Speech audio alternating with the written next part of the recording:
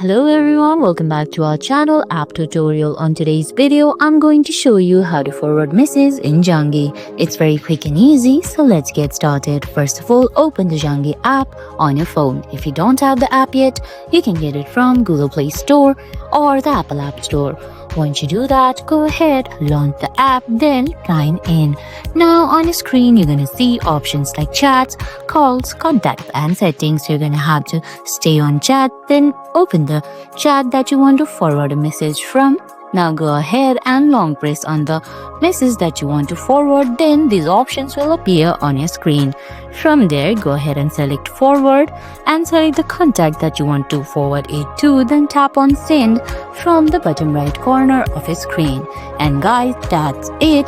That's how you forward messages in Zangi. I hope you found this video helpful. If you did, please give it a thumbs up, leave a comment, subscribe to our channel and hit that bell icon. See you in the next video. Thanks for watching.